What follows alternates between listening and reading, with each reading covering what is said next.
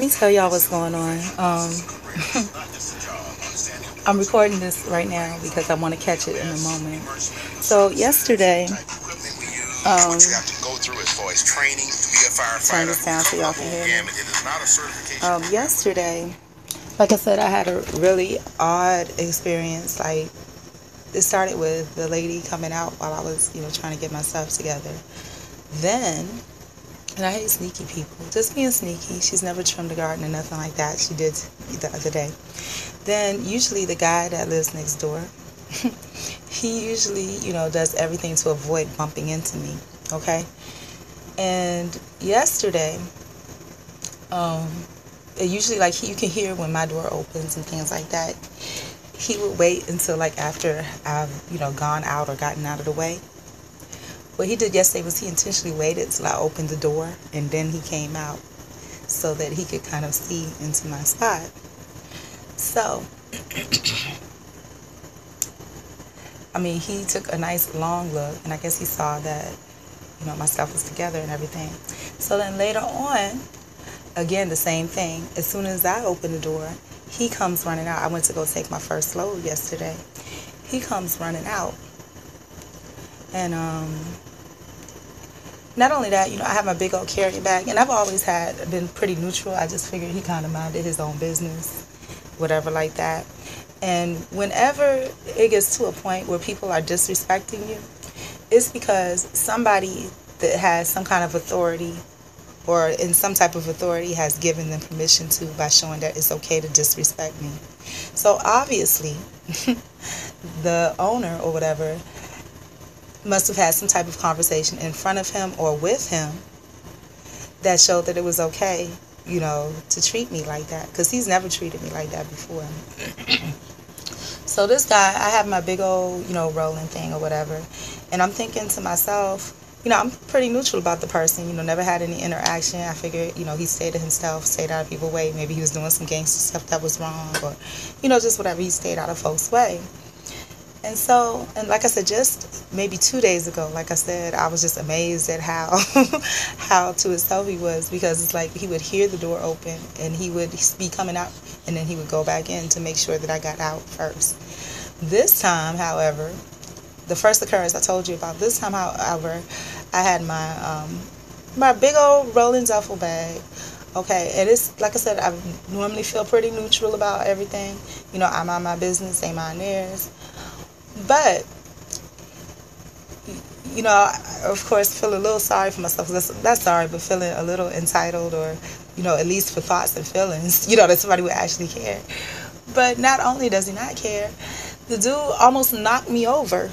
You know what I'm saying? With me and my rolling bag, I've never seen him move so fast. He almost knocked me over, to run around the back to talk to the owner. Now, what I assumed and what is right, and I'm going to tell y'all something about assumptions, because, again, if you've ever been through the system is, the system literally, if you've never been through the system, you can think what you want and you don't know any better. But the system literally, they frown against you making assumptions and things like that, especially if you're someone that's being pointed at. Now, the assumption that I had, the instinct that I had, the feeling that I had was he was running back there. Whatever he was running so fast back there to do, it wasn't good. He didn't care if I knew it or not.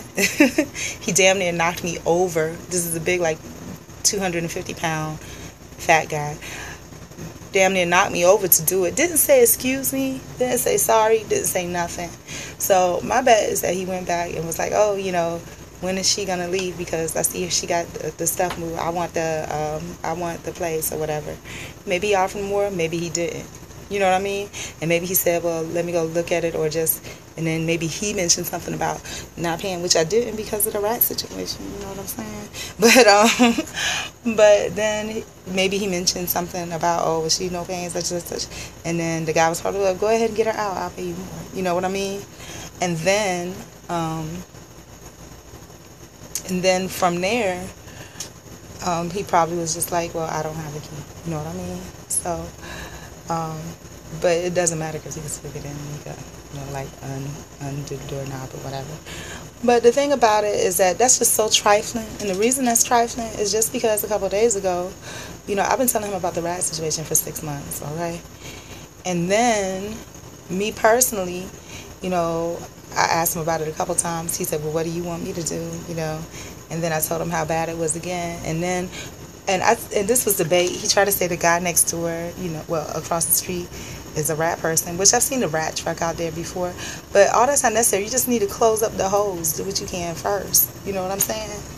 And so, I was like, hey, he's like, well, if you decide to move, just let me know, And I told him everything that I wrote him in text, that basically, the place is infested with rats. They're under the bed, in the dressers. Everything is damn near out of here. They're still rumbling around in the dressers, in the fridge, under the bed. I mean, to the point where they've chewed through my Tupperware bowls. And I'll show y'all once I get everything going.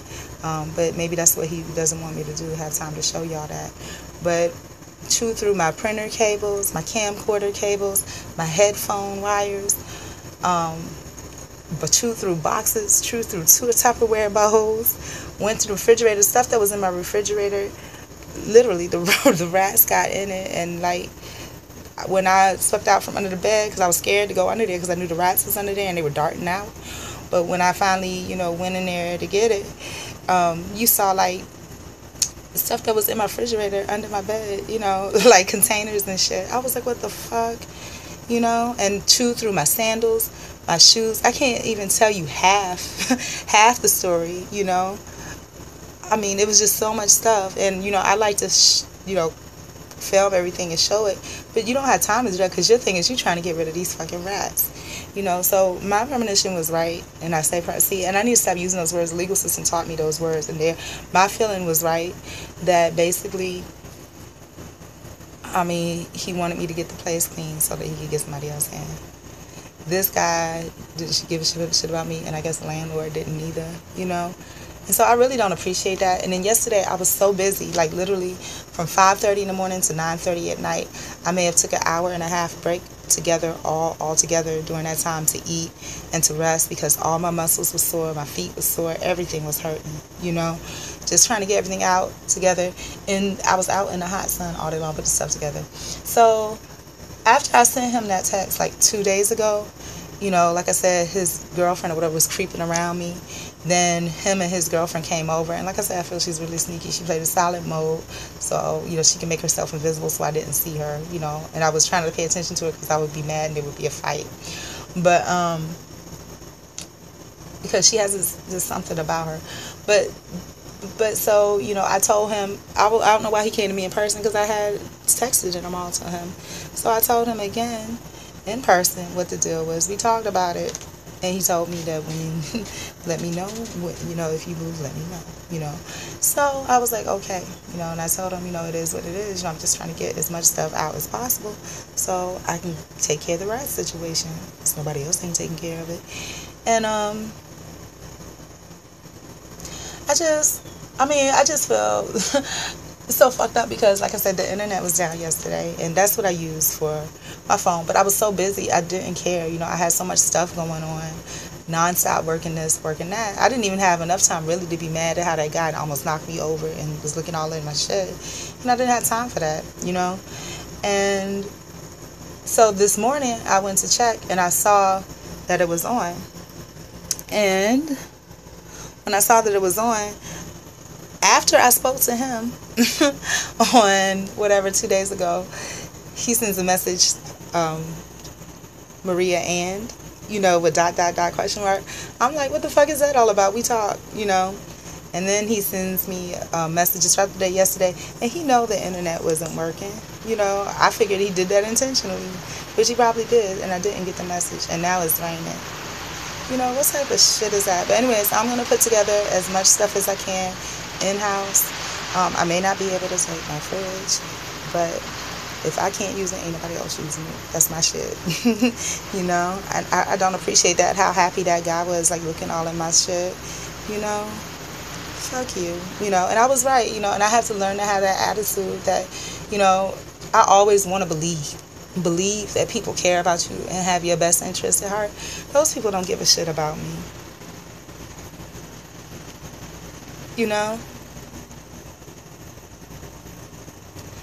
is less pronounced, or has been less pronounced than some other people would have. But I just have to come to the realization that people they don't care about me, period. And I need to stop like trying to want to believe, something different. I mean, that's crazy, and that's, they don't. So I need to stop putting my positive feelings into it. The same fuck you attitude that other people get, I need to have the same fuck you attitude back. I just, my mom did me a favor, letting me go like that, because, I mean, if your mom doesn't care about you, you can't rightfully expect anybody else to, and whatever she raised you on is bullshit. So, and, I do admit it hurts, because nobody likes to feel that way,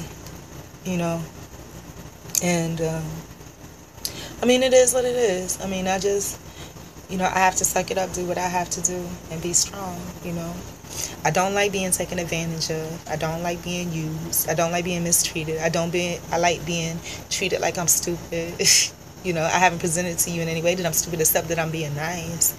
And, I need to stop doing that, because people are looking at me and my niceness as if I'm retarded.